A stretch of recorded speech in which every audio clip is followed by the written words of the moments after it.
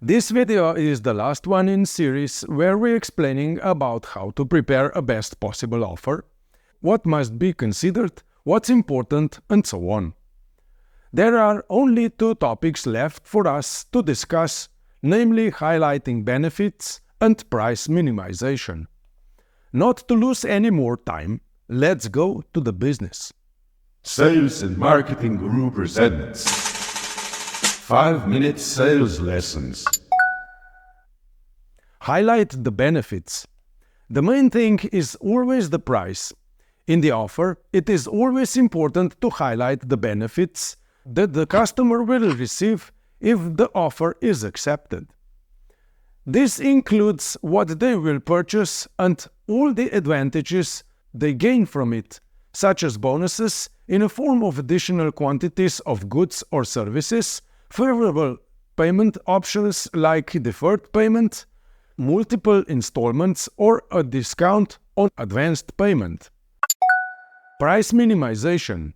If we are selling something that is purchased cyclically, or even if we are selling a product or service that a customer buys only once, it is always a good idea to minimize the price for the positive psychological effect. How can we do this? We can divide the total amount by the number of days in a month to get the daily payment value. Of course, the customer won't pay for just one day, but for the entire purchase. However, from a psychological perspective, this daily amount doesn't appear a significant financial burden. It's easier to visualize, especially for smaller purchases, and can be comparable to something like the cost of a daily coffee or even less. These are numbers that people can easily relate to and find more acceptable. Offer installment payments and present the monthly amount to the customer. There are various options for installment payments available on the market, with most of them being facilitated through credit intermediates like banks and specialized financial companies. However, you can also offer your customers an in-house installment payment option. Your finance department should calculate what is financially viable for your business. Keep in mind that any benefits of advanced payment will naturally disappear in this case, and you need to assess the risk level if the customer fails to make these payments. Typically, an additional fee is charged in such cases.